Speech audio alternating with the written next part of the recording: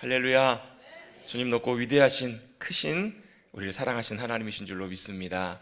우리가 저를 따라 같이 한번 고백해 보실까요? 그 주님이 함께 하십니다. 우리 옆에 계신 분들과 우리 조심스럽게 인사 한번 나눌까요? 하나님이 당신과 함께 하십니다. 하나님이 우리 권사님과 집사님과 지금 함께하고 계십니다.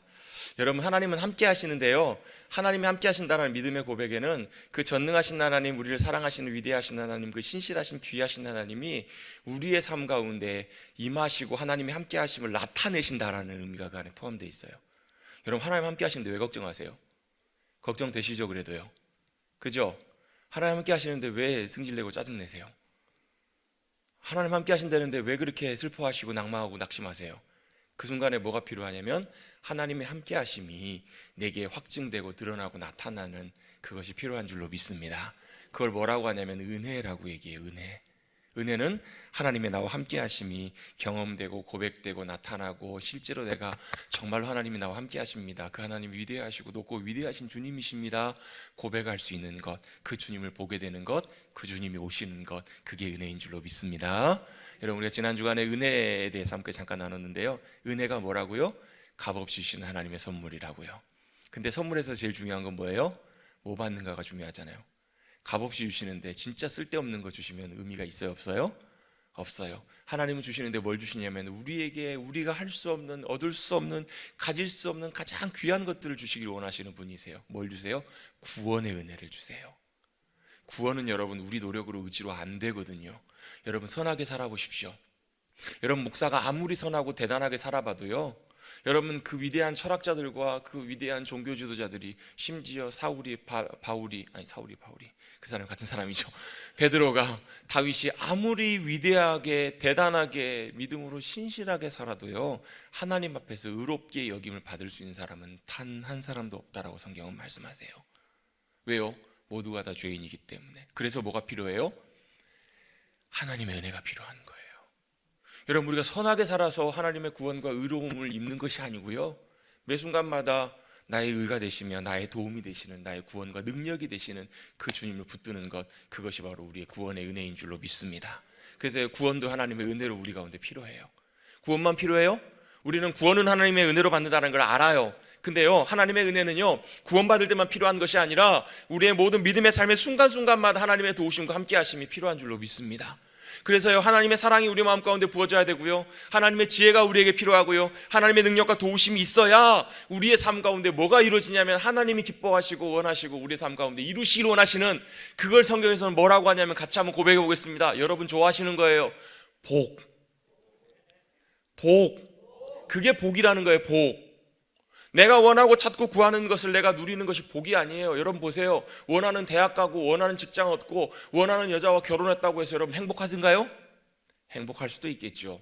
근데 여러분, 그것이 우리의 복과 우리의 모든 것을 보장해 주진 않는다라는 것을 우리 너무너무 잘 알잖아요. 진짜 복은 뭐냐면요, 우리를 너무 잘 아시고 우리가 감당할 수 없는 것까지도 아시고 계획하시고 인도하시는 그 위대하신 주님이 우리를 향한 놀라운 하나님의 계획과 인도하심으로 역사하시고 이루시는 그 일이 바로 복인 줄로 믿습니다. 그걸 바로 어떻게 표현할 수 있냐면 그게 바로 하나님의 은혜인데요, 그래서 은혜는 여러분 단순히 우리가 구원받을 때만 필요한 것이 아니라 우리의 주님 만나는 그날까지, 주님 오시는 그날까지 주님의 은혜가 우리에게 필요한 것, 그게 바로 하나님의 은혜거든요. 왜요? 하나님의 은혜는 값없이 우리에게 주시는 선물인데 뭘 주시는가? 우리에게 필요한 능력을 주세요. 어떤 능력이에요? 그냥 우리에게 필요한 능력을 옛다 받아라, 이게 아니에요. 지난주에 한 분이 저에게 알려주셔가지고요, 우리 교회에 이렇게, 제가 사실은 잘 안 가는 데인데 마침 쑥 뜯으러 가셨다가 뭘 보셨냐면 수도가 조금 누수가 되고 있는 걸 발견을 하신 거예요. 저에게 말씀을 해주셔가지고 제가 어떻게 했을까요? 제가 기술자니까 제가 고칠까요? 우리 담당하신 전문가, 우리 배관 수도 공사를 하시는 사장님께 전화를 드렸어요. 목사님 죄송합니다, 오늘은 제가 남원에 일이 있어서 지금 현장에 나와 있어서 못 갑니다, 죄송합니다. 그리고 나서 전화를 끊고 그 다음날 일을 대충 마무리하시고 점심 이후에 교회로 오셨더라고요. 오셔서 제가 어떻게 했을까요? 수도가 이렇게 새는데 어떻게 할까요? 자문을 구하고 도움을 구하고 해서 그 문제를 해결했어요. 사장님 감사합니다, 청구서 보내주시면 교회에서 결제하겠습니다. 그랬더니 그 사장님이 뭐라고 그러시냐면, 아유 목사님 됐어요, 아유 그런 거 그냥 괜찮아요, 됐어요 하고 그냥 아무 말씀 없이 그냥 그렇게 하시고 가시더라고요. 값없이 그냥 해결해 주고 가시더라고요. 여러분, 저는 돈 얼마 이거 갖고 말씀을 드리는 것이 아니고요, 하나님은 우리가 능력이 필요할 때 옛다 능력 주시고 가시는 분이 아니시라는 거예요. 오시는 분이세요. 하나님께서 우리가 은혜가 필요할 때, 도움이 필요할 때, 능력이 필요할 때 옛다 능력 주고 마시는 것이 아니라 그분이 오신다라는 거예요. 오셔서 우리의 필요한 상황 가운데 그걸 내가 하는 것처럼 보이지만, 내가 하지만 그 가운데 하나님의 능력과 역사하심으로 함께 하셔서, 그걸 뭐라고 하냐면 두 자로, 한자로 임재라고 하거든요. 임재. 주님이 임재하셔서 오셔서 뭐 하세요? 우리의 능력이 되어주시고 힘이 되어주시는 것. 그래서 여러분, 이 은혜의 의미를 깨닫는 게 참 중요한데요, 이 은혜는 뭐냐면 내가 하는 것 같은데 내가 하는 게 아니에요. 여러분, 우리가 은혜라는 것을 오해하기 쉬운데요, 이런 것 있잖아요. 여러분, 옛날에 우리 유명한 이해라 잘 아시잖아요. 유명한 전도자 부흥사 목사님이 전도하러 다니시고 복음 전하러 다니시고 기도하러 다니시다가 신학교 때 뭘 준비를 못 하셨냐면 시험 준비를 안 하시는 거예요. 못 하시는 거예요. 시험을 보러 딱 들어가셨을 때 시험 문제를 알아요? 몰라요?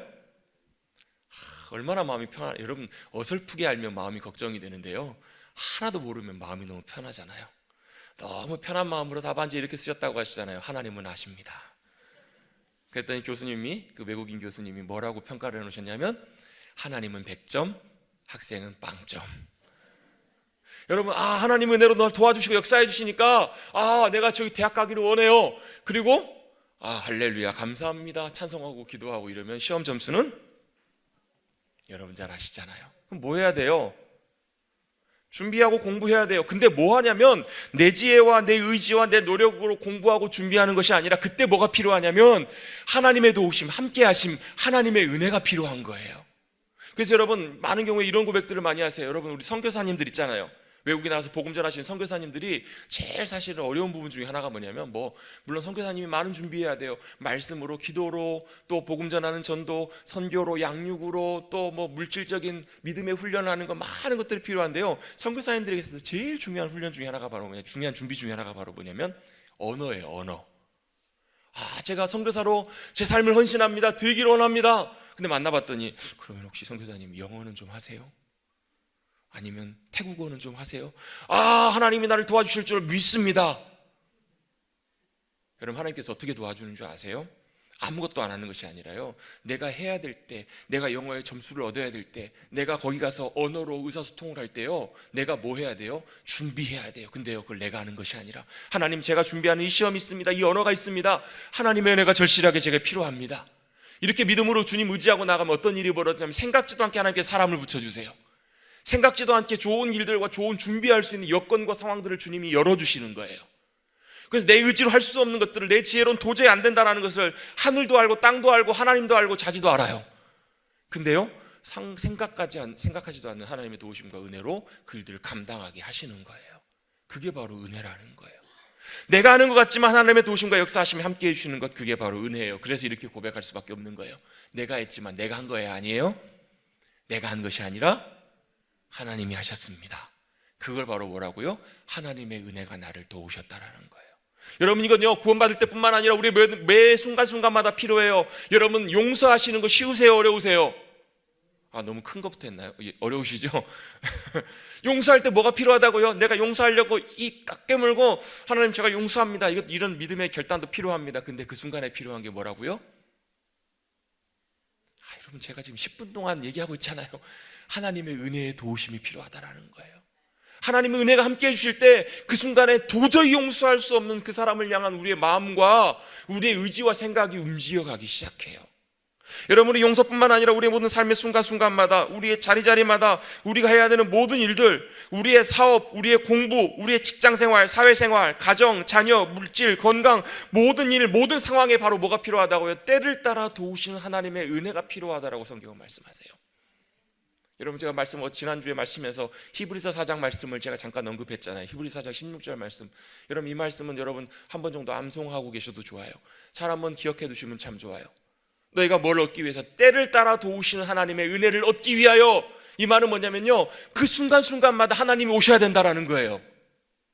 그 순간순간마다 하나님이 오셔서 도우시는 하나님의 능력, 하나님의 은혜, 그게 필요하다라는 거예요. 그래서 어떻게 하라고요? 은혜의 보좌 앞에 어떻게 나오라고요? 염치불구하고 나오라고요? 부끄럽고 참 송구스러워서 조심스럽게 민망해서 제가 이렇게 살았는데 하나님 앞에 어떻게 나가요? 아이 제 양심이 있지, 제가 염치가 있지, 어떻게 나가요? 이게 아니고 어떻게 나가라고요? 담대히 나아가라는 거예요. 담대히 나아가라는 것은요, 의심치 않고 아무런 꺼리낌이나 불편함 없이 자신 있게 언제든지 나오라는 거예요. 여러분, 사람이 아파서 죽어가요. 새벽 2시예요. 어떻게 하셔야 돼요? 119 전화하는데 새벽 2시에 사람이 얼마나 필요할까? 피곤할까? 내일 아침까지 기다렸다 전화해야 되겠다. 이러면 돼요, 안 돼요? 새벽 2시일지라도 필요하면 구하셔야 돼요. 119 전화하십시오. 왜요? 그것이 그분들이 하셔야 되는 일이고 그게 필요하기 때문에. 여러분, 하나님께서도 어떻게 하라고 말씀하시냐면 도우시는 은혜, 때를 따라 도우시는 은혜를 구하러 나오라는 거예요. 어떻게? 담대하게 자신감 있게 언제든지 편안하게 나오라는 거예요. 왜? 그걸 준비하고 도우시길 원하시는 것이 하나님의 기쁨이기 때문에 그래요. 여러분, 누군가를 사랑하면 그 사람을 도와주는 것이 여러분 의무가 아니고 불편함이 아니라 기쁨이 돼요. 한 자매가 마음에 참 들어요. 호감이 생겨요. 그래서 좋은 그런 관계들로 잘 되려고 하는데 불행 갑자기 전화가 왔어요. 바쁜 일을 막 하고 있는데 전화가 왔어요. 그 사람이 도움을 구하는 거예요. 그 여자가, 그 자매가 자기를 와서 좀 도와줄 수 있냐고, 이걸 좀 도와줬으면 좋겠다고. 도와줄 수 있냐고. 아니, 바쁘면 말고요. 바쁘면 괜찮아요. 이렇게 얘기를 했어요. 여러분, 어떻게 하실래요? 예, 제가 바쁩니다. 제가 다음에 갈게요. 이렇게 하실까요? 여러분, 정말 마음에 두고 사랑하고 아끼고 귀하게 여기는 사람이라면요, 바쁜 일이 있어도 뒤로 제껴두고 갑니다. 그리고 가서 열심히 땀 뻘뻘 흘리면서 자기가 손에 봐가면서 다 도와줍니다. 그리고 나서 도와주면서 나올 때도요, 감사해요 하면서 이거라도 좀 드세요. 그러면 그게 기쁜 게 아니고요, 도와주는 것 그 자체가 얼마나 큰 기쁨인지 모르잖아요. 여러분, 그런 경험 한 번도 없으신가 봐요, 다들. 대화가 안 통하네. 좀 이게 좀 통해야 이게 되잖아요. 여러분, 내가 정말 사랑하면, 여러분, 내 똥냄새도 지독한데 사랑하는 자식 기저귀 갈아주는 것이 여러분 물론 곤욕스럽긴 합니다. 근데 그 아이가 기저귀 갈아주고 나서 정말로 뽀송뽀송한 엉덩이에 기뻐하고 즐거워할 때 누가 더 기뻐요? 말을 마십시다. 여러분, 사랑하면요 그것이 기쁨이 되잖아요. 여러분, 왜 하나님께서 때를 따라도 오시는 은혜를 구하러 담대히 나오라고 말씀하시냐면 그게 하나님의 기쁨이기 때문에, 기쁨이시기 때문에. 하나님은 함께 하기를 원하시는 하나님이세요. 오셔서 하나님의 도움을 나타내시고 하나님의 능력을 나타내시는 것이 누구의 기쁨이냐면 우리의 필요 이전에 하나님의 기쁨이시는 거예요. 그래서 여러분, 하나님께서는 언제나 우리에게 좋은 것들을 주기를 원하시는, 정말로 귀한 것들로 함께 해주기를 원하시는 여러분 하나님, 선하신 하나님, 좋으신 하나님, 그 주님을 여러분 신뢰하시기를 주님의 이름으로 축복합니다. 여러분, 하나님 아버지는 정말 좋으신 분이시라는 거예요. 좋으시기 때문에 언제든지 좋은 것들로 주기를 원하세요. 저희 아내가 요즘 드라마를 좋아해서 보고 있는 게 있는데요, 요즘 의사생활 이런 드라마가 하더라고요. 저는 다 보지 못했는데 잠깐 이렇게 보면서 대사 중에서 그런 대사가 나와요. 한 젊은 사람이, 한 30대 사람이 새벽으로 밤으로 열심히 수고하고 노력하다가 배달 일하고 하다가 쓰러진 거예요. 병원에 실려갔어요. 근데 수술을 해야 되는 거예요. 왜요? 너무 무리하고 몸을 돌아보지 않다가 심장에 문제가 생겨서. 그 소식을 듣고 저 지방에 계신 아버지가 헐레벌떡 달려오셨어요.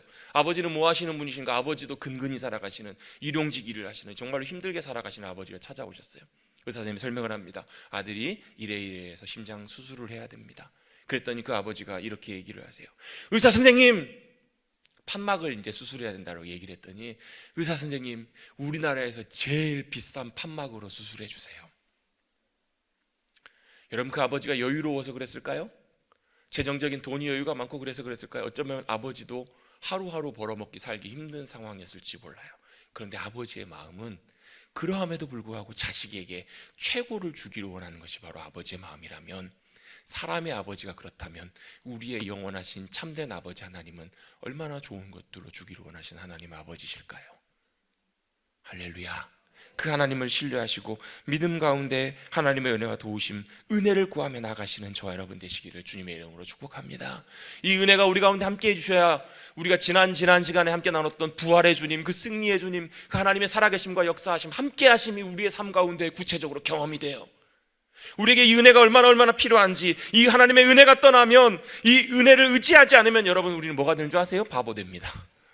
뭐가 된다고요? 영적인 바보 됩니다. 아무것도 할 수 없어요. 여러분, 차가 10억짜리예요. 근데 기름이 떨어졌어요. 그럼 여러분 가만 서 있는 10억짜리에 불과해요. 대단한 위대한 컴퓨터, 뭐 몇 천만 원짜리 슈퍼컴퓨터예요. 전원선 뽑아보세요. 아무것도 아니에요. 여러분, 우리는 하나님의 은혜, 그 은혜에 온전하게 있어야 될 줄로 믿습니다. 그 은혜를 통해서 여러분, 우리는 하나님께서 주시기를 원하시는 그 하나님의 위대하심과 풍성하심을 누릴 수 있어요. 그래서 그 은혜를 누리는 삶에 있어서 가장 중요한 방법, 기본적인 도구, 가장 중요한 통로가 되는 것이 바로 뭐냐면, 같이 한번 고백해 보시겠습니다. 기도하니까 얼굴 표정들이 싹 바뀌시는 분들이 몇 분 계세요. 기도는 하나님의 은혜가 우리의 삶 가운데 임하게 하는 굉장히 소중한 통로예요. 굉장히 중요한 바로 길과 방법이 됩니다. 그런데요, 이 기도에 대한 말씀을 오늘 좀 나누려고 하는데, 기도에 대한 본문을 나눌 때는 사실은 뭐 시편의 본문도 있고 기도에 대해 사실은 나눌 본문들이 굉장히 많은데, 오늘 왜 제가 함께 야고보서 말씀을 나누기를 원하는가? 원래 야고보서는요, 야고보가 쓴 책인데, 이 야고보는 예수님의 제자 야고보가 아니라 예수님의 동생 야고보예요. 그러니까 원래 예수님의 동생이었던 야고보는 처음에는 예수님을 그렇게 별로 이렇게 탐탁치 않게 좀 생각했던 것 같아요. 자기 형제인데 뭐 워낙 어렸을 때부터 다 보고 자라왔던 사이잖아요. 너무너무 잘 알기 때문에 오히려 예수님의 우리의 구주 되심을 오히려 더 경험하지 못하고 믿지 못했던 것 같아요. 그러다 나중에 예수님의 놀라운 십자가와 부활의 승리를 경험하고 가장 교회에서 어떻게 보면 인정받는, 또 가장 귀하게 교회를 섬기는 교회의 영적인 리더가 되었어요. 그 영적인 리더가 야고보가 성도들을 향해서, 하나님의 백성들을 향해서 글을 쓴 거예요. 믿음의 권면의 글을 쓰는데, 그 내용이 뭐냐면 야고보서 1장부터 5장까지 내용에 사실 가장 중요한 핵심적인 내용은 뭐냐면, 바로 우리의 믿음은 행함으로, 삶으로 나타나야 된다. 이게 사실은 야고보가 전하기를 원하는 핵심의 메시지예요. 뭐라고요? 여러분, 우리 입을 열어서 같이 한번 고백해 보겠습니다. 믿음은 행함이어야 합니다. 거기 가면 위험해요. 이 말을 믿어요. 예, 저기 가면 위험해요. 그리고 가요. 그럼 이거 믿는 거예요, 안 믿는 거예요? 말로는 믿는 거지만 실제로는 안 믿는 거예요. 마찬가지로 믿음은, 그게 진짜 믿음이라면 뭘 통해서 나타나냐면 우리의 삶에서 나타나는 것이 진짜 믿음이에요. 머리로만, 생각으로만 믿는 게 아니라 우리 구체적인 삶에서 나타나는 것. 그래서 힘든 사람 사랑합니다, 힘내세요, 이게 아니라 어떻게 하라는 거예요? 어려움 가운데 있는 일이 있으면 실제로 어떻게 하라고요? 밥 사주라는 거예요. 사랑으로 섬기고 돌아보라는 거예요. 뭐예요? 진짜 우리의 믿음은 우리의 삶과 같이 가는 것. 이게 이제 사실은 야고보가 강조하기로 하는 사실은 메시지의 핵심이에요. 그런데 이 메시지를 전하는 데 있어서 야고보가 맨 앞과 뒤, 중간중간에 꼭 빠지지 않고 그 도구로, 그 방법으로 언급하고 있는 내용이 나와요. 자, 말씀을 한번 잠깐 살펴봅니다. 2절, 우리 2절, 1절은 이제 문안 인사니까요, 생략하고요. 뭐 문안한다, 인사한다라는 거예요. 반갑다 이렇게 인사를 합니다. 반갑습니다 인사를 하고, 샬롬의 인사를 전하고, 우리도 한번 같이 합시다. 옆에 계신 분들과 샬롬 한번 인사 한번 합시다. 샬롬. 갑자기 말씀 전한다가 갑자기 예배 시작, 설교 시작도 아니고 인사라 그랬으면 서먹서먹 하시죠? 1절이 그렇다라는 거예요. 문안한다라는 말은 평안의 인사를 전합니다 라는 뜻이에요. 인사를 한 다음에 2절 같이 한번 읽어봅니다. 시작.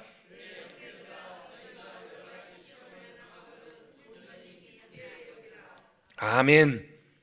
여러분, 한 청년이, 제가 몇 주 전에도 한번 말씀 나눈 적이 있죠. 한 청년이 연로하신 또 참 귀한 목사님께 찾아가서, 목사님 너무 존경하는 마음에, 목사님 이제 돌아가실 때가 얼마 남지 않아서 목사님 저를 위해 축복해 주십시오 그랬더니 뭐라고 기도하셨냐면, 하나님 이 젊은이에게 고난을 주시옵소서, 이 젊은이에게 고난을 더하여 주시옵소서, 이렇게 기도하시더라는 거예요. 축복해달라고 왔는데 이 청년이 듣다 보니까 너무너무 이상한 거예요. 그래서 목사님이 기도를 끊고, 목사님 축복해달라고 제가 부탁을 드렸잖아요, 축복해 주셔야죠 라고 이렇게 사실은 조금 언짢은 표정으로 목사님에게 얘기했더니, 그 목사님이 이렇게 얘기하시잖아요. 청년이여, 고난이 왜 최고의 하나님의 축복임을 모르는가?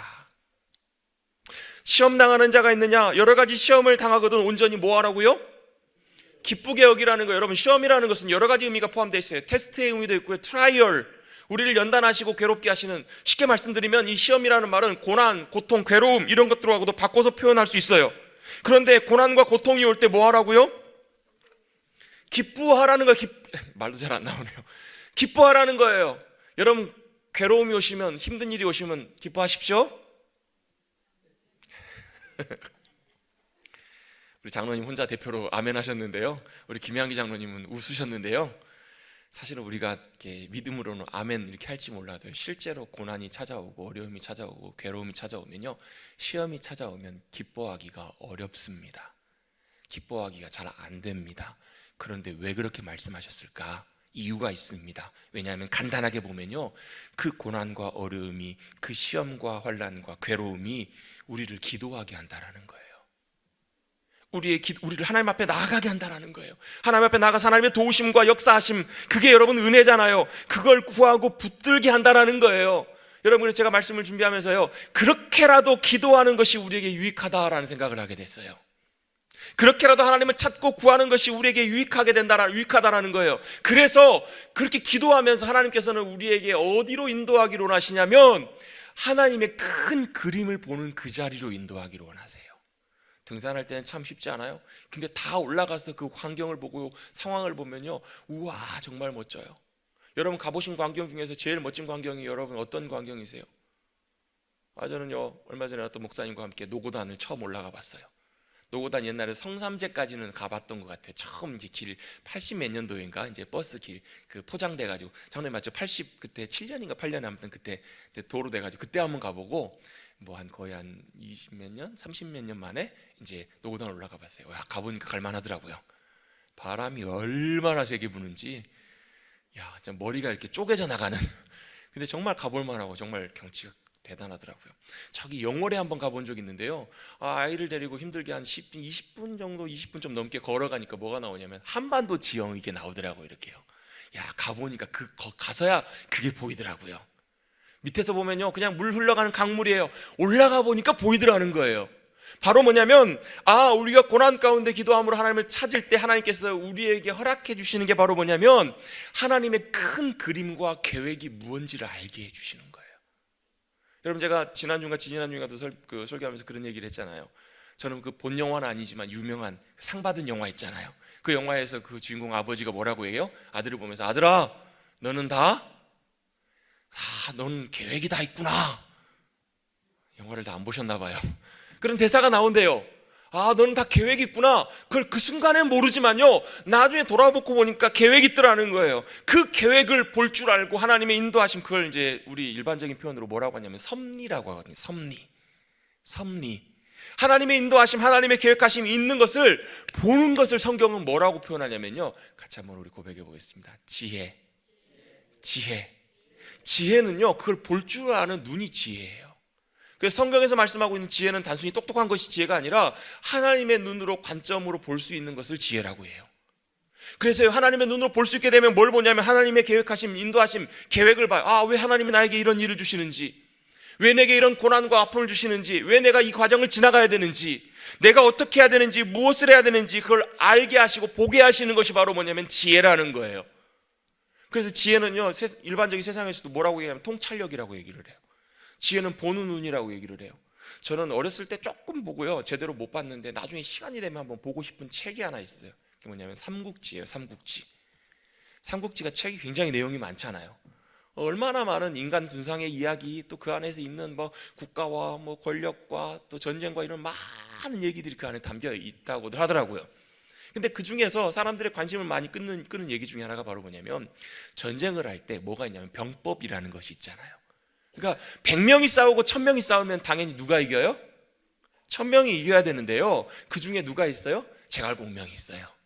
그 중에 탁월한 지략가가 있고요, 탁월한 지혜 있는 사람이 있으면 작은 힘을 가지고도 큰 군대를 이길 수 있는 뭐가 보여요? 길이 보이잖아요.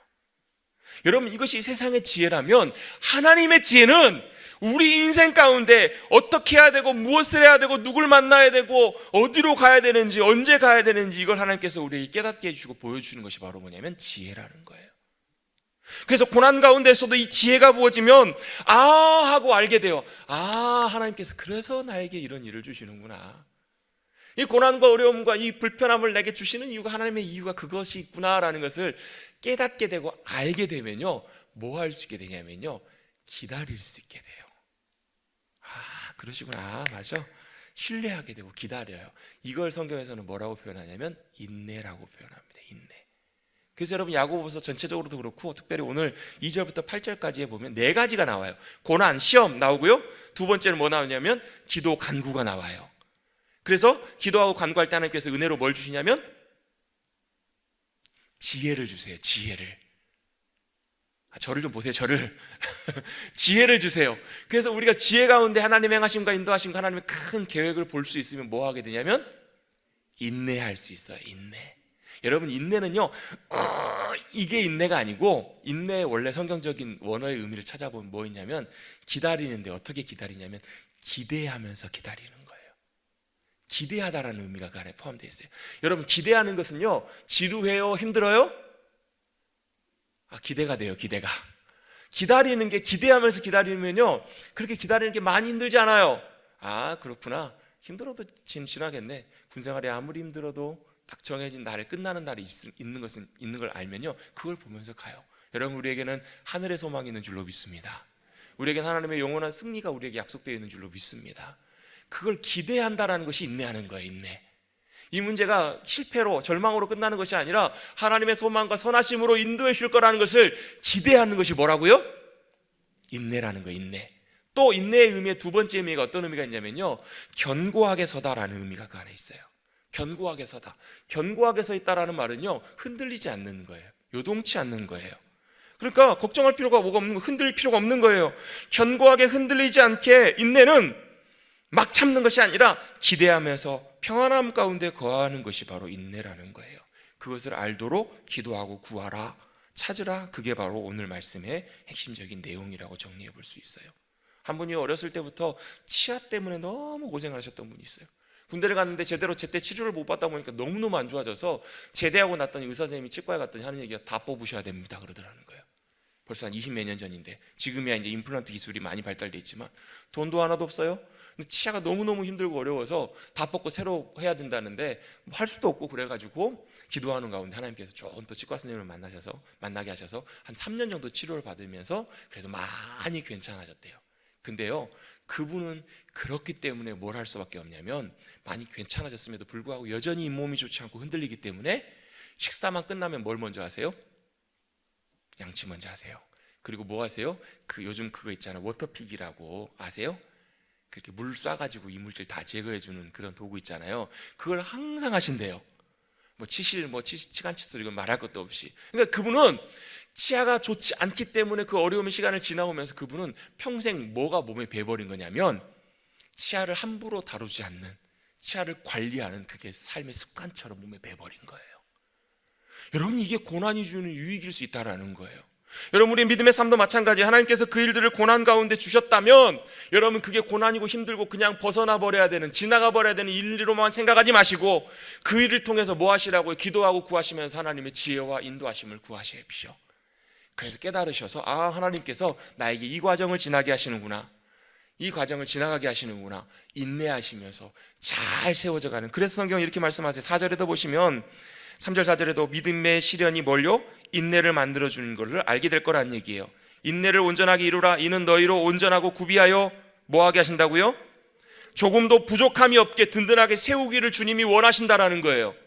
여러분, 이 일련의 과정들 있잖아요. 고난이나 시험이 기도하게 하시고 이걸 통해서 하나님의 지혜가 부어져서 우리가 인내를 배우게 된다는 건 뭐냐면, 우리가 성장해 간다라는 거예요. 견고하게 세워져 간다라는 거예요. 이걸 여러분, 현대어 성경에서는 이렇게 번역하고 있습니다. 제가 2절 3절부터 한번 볼게요. 사랑하는 형제들이여, 많은 어려움과 시련을 겪고 있습니까? 그렇다면 기뻐하십시오. 험난한 길은 여러분에게 인내를 기를 수 있는 기회가 되기 때문입니다. 쉬운 길이 아니고요, 험난한 길이 오히려 여러분에게 인내를 기르게 하신다라는 거예요. 여러분의 삶 가운데 험난한 일들 다 있으실 거예요. 자녀 때문에, 가정 때문에, 상황 때문에, 앞날 때문에, 여러분의 연약함 때문에, 건강 때문에, 여러분의 관계 때문에 많은 일들이 있을 때, 그것을 바로 여러분의 믿음의 인내를 기르는 중요한 통로와 도구로 삼으시라는 거예요. 기회가 된다라는 거예요. 4절 이렇게 말씀합니다. 인내를 기르십시오. 여러 문제가 닥쳐올 때 거기서 빠져나오려고 몸부림을 치지 마십시오. 문제가 생겼을 때 단순히 거기서 빠져나오려고 몸부림치지 말라는 거예요. 여러분, 이게 제 말이 아니라 현대어 성경에서는 이렇게 좀 의역을 하고 있어요. 인내가 충분히 길러지면 여러분은 완전히 성장해서 어떤 일에도 굴하지 않는 강한 성격의 성품의 소유자가 될 것입니다. 5절입니다. 만일 하나님께서 여러분에게 무엇을 바라시는가 알고 싶거든 하나님께 여쭈어 보십시오. 그러면 하나님께서 기꺼이 여러분에게 가르쳐 주실 것입니다. 하나님께서는 지혜를 구하는 사람에게 누구에게나 후하게 나누어 주시기 때문입니다. 그 일로 결코 여러분을 꾸짖지 않으실 것입니다. 아멘. 하나님께 묻고 구하라는 거예요. 그러면 하나님께서 지혜로 함께하여 주셔서 그 길들을 잘 건너가며 잘 성장해 갈 수 있도록, 견고하게 세워질 수 있도록 주님이 도우시겠다라고 말씀을 하고 계십니다. 할렐루야. 그래서 여러분, 기도는 우리를 하나님의 은혜의 자리, 지혜가 임하고 능력이 임하고 역사해 주시는 놀라운 승리의 자리에 임하게 하여 주십니다. 그리고 그 지혜가 임함으로 말미암아 우리에게 선물로 주어지는 것들이 있어요. 구원의 감격, 하나님의 신실하신 사랑, 그리고 우리에게 하나님의 지혜가 우리에게 선물로 주어집니다. 담대함과 능력이 우리의 마음 가운데 부어집니다. 그래서 그 담대함으로, 믿음의 담대함으로 인내하면, 우리가 기다리면 하나님의 복된 백성으로 성장하게 될 줄로 믿습니다. 이게 바로 하나님의 의도이고 목적이시라는 거예요. 그래서 여러분, 이 과정, 또 이 기도의 과정들은 우리에게 사실 너무나 크고 복된 것들이에요. 사실 기도의 유익들을 따져보려고 하면 너무나 무궁무진해요. 여러분, 따져서 하나하나 나누려고 해보면 굉장히 많은 것들이 있습니다. 그런데요, 그렇기 때문에 기도는 의무가 아니라 특권입니다. 같이 한번 고백해 보겠습니다. 기도는 의무가 아니라 특권입니다. 아멘. 왜 특권인가? 기도는요, 크신 하나님, 선하신 하나님, 좋으신 하나님, 지혜의 공급자이신 하나님, 신실하신 하나님, 다 좋다 이거예요.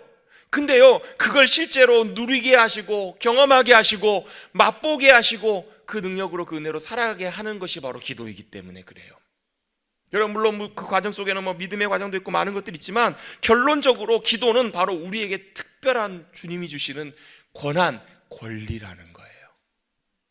여러분, 기도는 뭐가 아니라고요? 의무가 아니라고요. 의무가 아니고 뭐라고요? 특별히 우리에게 주시는 권리라는 거예요. 권리요. 내가 너만 특별히 줄게. 이걸 하나님의 귀한 백성들에게, 성도들에게 주셨다라는 거예요. 이게 바로 뭐냐면 기도라는 거예요. 그런데요, 문제가 하나 있습니다.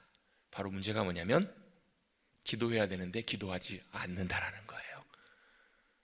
기도해야 되는데 기도하지 않는 것, 이게 문제라는 거예요. 사실 알면서도 잘 안 되는 것이 기도죠. 제가 기도에 대해서 말씀하면서도 기도가 이래서 중요합니다, 이렇게 기도하십시오, 다 말씀드려도 다 아멘 하십니다. 근데 돌아가셔서 기도 안 하시더라고요.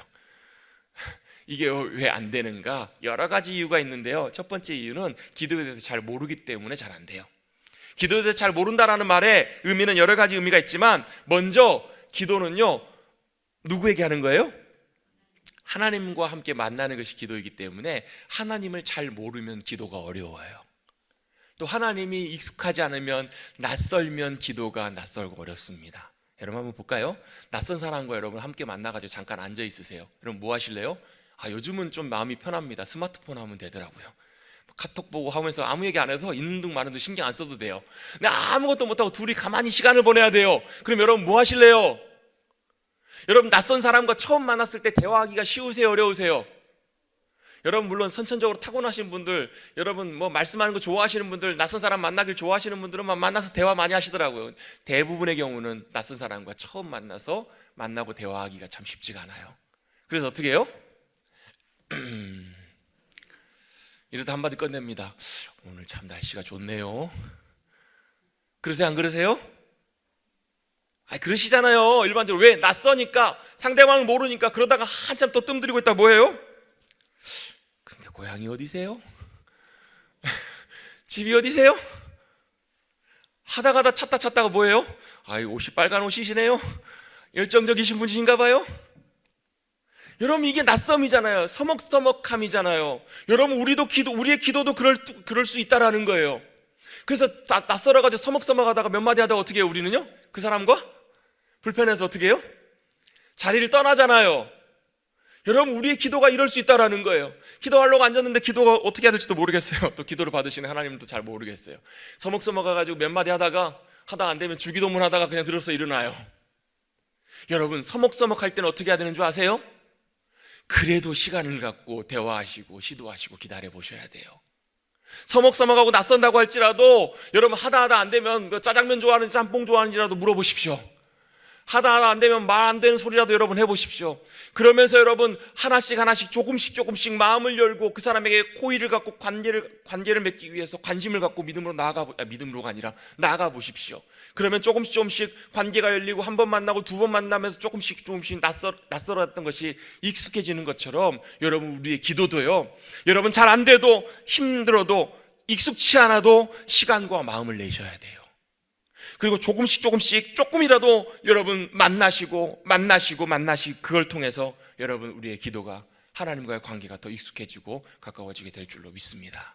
여러분 익숙하지 않기 때문에, 잘 모르기 때문에 어려워요. 두 번째는 기도에 대한 오해 때문에 그래요.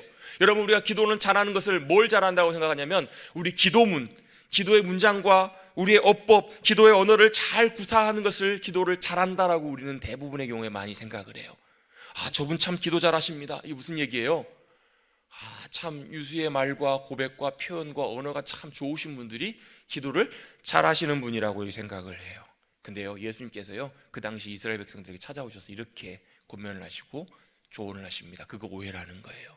야, 바리새인들, 서기관들, 너희가 기도 잘한다고 생각하는 사람들 어떻게 기도하는지 봐라. 사람 많이 모여있는 곳에서 사람들 앞에 서서 얼마나 참 우리 표현으로 보면 멋들어지게 기도하는 줄 아느냐? 근데 진짜 기도는 어디서 하라고요? 골방에서 하라는 거예요. 골방에서 하라. 이 말의 의미는 뭐냐면요, 기도는 무조건 골방에서만 하라는 그런 의미라기보다는 골방에서 기도하듯이 기도하라는 거예요. 여러분, 골방에서 기도한다는 의미는 무슨 뜻이에요? 나와 하나님 그분만 독대해서 그 자리에서 만나서 기도하는 거예요. 마치 이런 거예요. 여러분 뭐하고 같냐면, 여러분 그냥 방에서요 오랜만에 어머니하고 아버지하고 오랜만에 편하게 만나서 편하게 대화하실 때 무슨 얘기 하세요? 식사하셨어요? 누룽지 드실래요? 뭐 하고 싶으세요? 어디 힘드세요? 무릎 아프세요? 여러분 이런 얘기할 때 지존하시고 위대하신 우리 아버지, 성은이 만극합니다. 여러분 이런 미사여구 문구 필요 없거든요. 뭐가 필요해요? 우리의 진실한 마음, 우리의 관심, 우리의 사랑, 우리의 솔직한 표현, 그것이 필요한 것처럼 여러분 골방에서 하는 기도는요, 있는 그대로 우리의 마음을 쏟아드리고 편안하게 직접적으로 나아가는 거예요. 마치 뭐처럼? 그냥 오랜만에 만난 부모님과 대화하는 것처럼. 여러분 저도 가급적이면 매일 한 번씩 저녁마다 전화를 드리려고 해요. 알고 봤더니 저는 주로 거의 아버지한테 전화를 드리거든요. 근데 저희 여동생은 거의 어머니한테만 전화를 한다고 하더라고요. 잘 됐어요. 어쨌든 한 번씩 전화드리면 무슨 얘기하는 줄 아세요? 대단한 얘기합니다. 아직 안 주무세요? 오늘 뭐 식사는 다 하셨어요? 뭐 별일은 없으세요? 그리고 좀 통화하다 끊어요. 근데요, 그거 아세요? 별것 아닌 것처럼 보이는 그 대화지만, 전화지만 그게 관계에 있어서 굉장히 중요하다는 거. 여러분 마치 이런 거 같아요. 여러분 친한 친구가 오랜만에 만나가지고 커피숍에 앉아가지고 둘이 얘기해요. 무슨 얘기예요? 별 중요한 얘기 아니더라도 만남, 그 시간, 관계, 그 대화, 마음이 통하는 것이, 그것이 더 중요한 것처럼 그게 바로 골방에서 하나님과 독대하는 것, 그게 바로 기도라는 거예요. 여러분 그렇기 때문에 여러분 기도하면 제일 부담스러운 것 중에 하나가 뭐예요? 나와서 우리 대표 기도라고 하잖아요. 기도 인도하시는 거 다 사실 부담스럽고 어려워하시는 건 다 알아요. 근데 다만 하실 때 어떤 마음으로 기도하세요? 내가 이 시간에 우리 성도들의 마음과 바램과 간구를 모아서 함께 제가 기도를 인도하지만, 그럼에도 불구하고 나는 이 자리에 서서 기도할 때 어떻게 기도하시라고요? 골방에서 하시는 것처럼 하셔야 된다는 거예요. 골방에서 하시는 기도. 그래서 여러분 가장 완전한 좋은 기도는 뭐냐면, 내가 이곳에서 기도하고 사람들이 얼마가 있든지 간에 그것과 상관없이 내 유일한 관심과 초점과 마음이 유일하신 하나님께로만 가 있는 것이 좋은 기도라는 거예요. 왜 힘든가? 우리가 기도로 하나님 앞에 나아가면서 동시에 사람을 의식하기 때문에 힘들거든요. 그런데 그건 오해라는 거예요. 그게 아니라는 거예요. 그거 의식하지 말고 바로 가장 좋은 기도, 내 영혼의 마음과 포커스가 오직 하나님께로만 가 있는 것, 그게 바로 좋은 기도임을 여러분 기억하시기를 간절히 바랍니다. 여러분 내가 골방에 있는 것처럼 기도하십시오. 그리고 실제로 골방을 찾으십시오. 여러분의 가장 좋은 골방은 어디세요? 저는 제일 좋은 공간 중에 하나가 뭐냐면, 이상한 상상하지 마시고 화장실입니다. 샤워실입니다. 혼자 하는 차 아니에요. 여러분 운전대를 붙잡고 아니면 어디든지 간에 여러분 골방을 찾으십시오. 안 되면 여러분 사람들이 아무리 많아도 여러분의 마음의 골방에 문을 닫고 하나님 앞에 독대하십시오. 그게 바로 하나님이 가장 기뻐하시고 원하시는 기도임을 주님은 우리에게 말씀하고 계세요. 또 어떤 오해가 있냐면요, 우리가 간절히 기도하고 반복해서 기도하고 그렇게 기도해야 지성이면 감천이라고 하나님께서 들으실 거라고 우리는 생각해요. 맞죠? 근데요, 하나님이 원하시는 진짜의 기도의 의미는 어떤 거냐면, 우리는 어떤 우리가 간절히 이루어지기를 원하는 소원과 바램과 그 간구가 있어요. 그걸 갖고 주님 앞에 나아가는 거거든요. 근데 기도는 그걸 붙드는 것이 기도가 아니고, 그걸 갖고 나아갔을지라도 그게 아닌 그것을 이루시고 역사하실, 나와 함께 하시고 나를 사랑하시는 그 주님을 붙드는 것이 기도라는 거예요.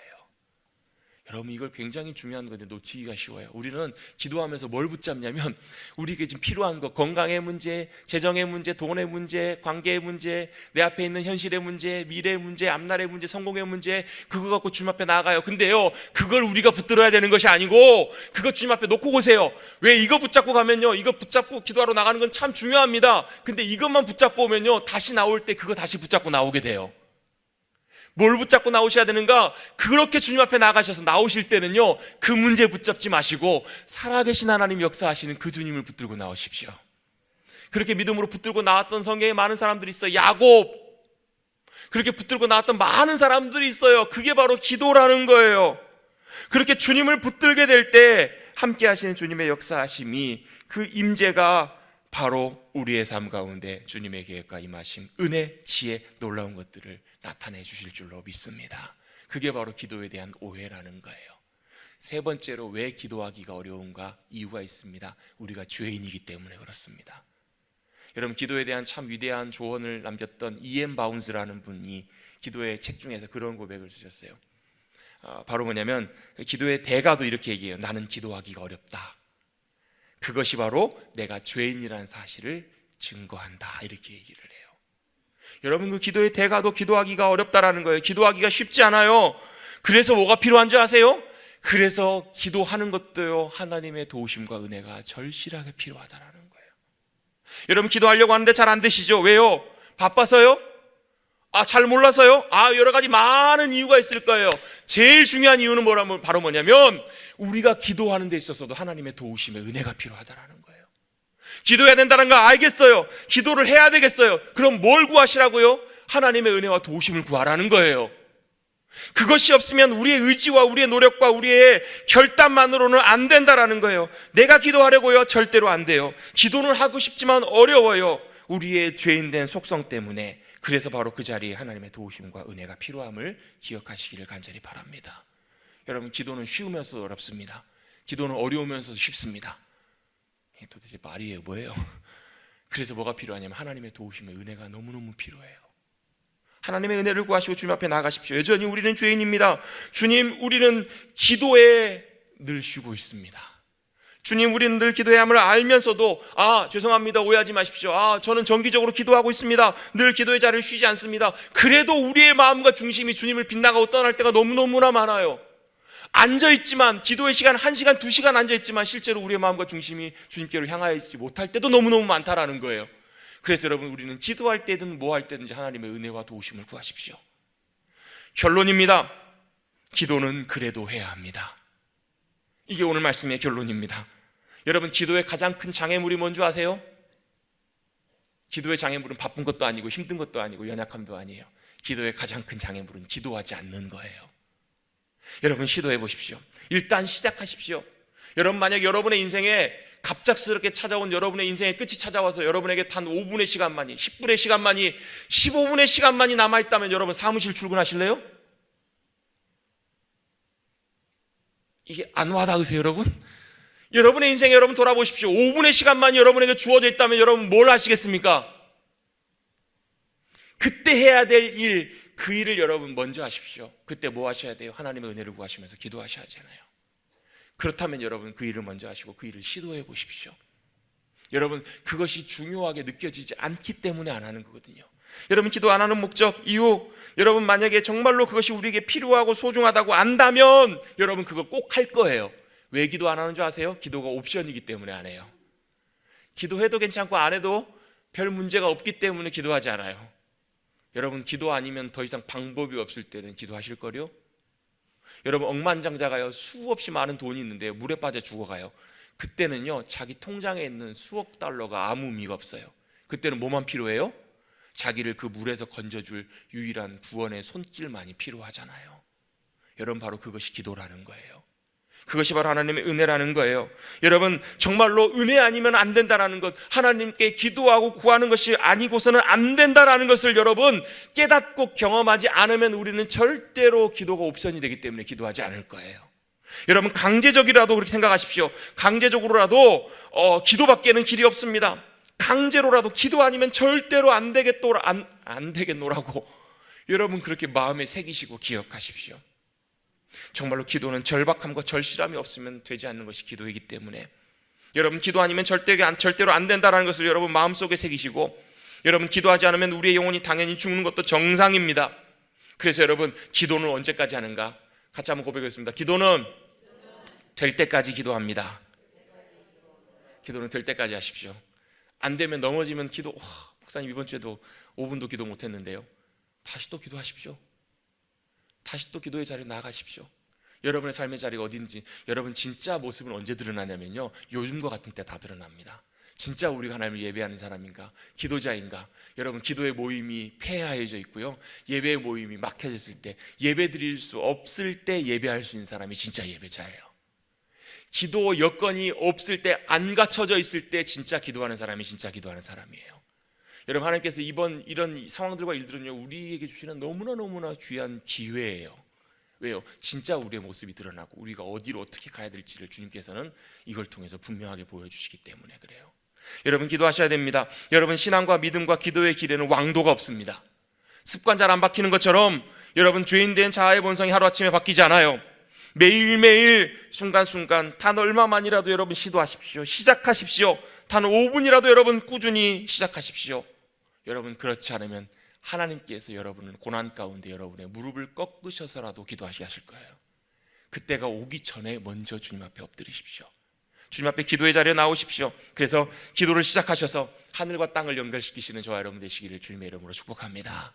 하나님께서는 여전히 하늘의 놀라운 은혜와 능력과 역사하심으로 영광으로 우리의 삶 가운데 함께 하기를 원하세요. 그걸 기도를 통해서 누리시는, 그래서 여러분, 다니엘의 사자굴이 사자가 물지 않는 하나님의 나라로 변하는, 다니엘의 친구들이 던져줬던 용광로가 따뜻한 하나님의 사랑의 보호하심이 함께해 주시는 자리로 변하는, 바울이 빌립보 감옥에 억울하게 갇혔던 그곳이 기도와 예배와 찬양 가운데 감사와 기쁨으로 자리로 변하는 그런 놀라운 삶의 열매들을, 삶의 결과들을 경험하시는 머릿돌교회 성도들이 되시기를 주님의 이름으로 축복합니다. 제가 해야 될 일은 그 일을 하는 거예요. 여러분이 바로 그 자리에 갈 수 있도록, 그 자리에 서실 수 있도록 믿음으로 나아가시는, 기도의 유익과 특권과 즐거움을 누리시는 우리 모든 성도님들이 되시기를 주님의 이름으로 축복합니다.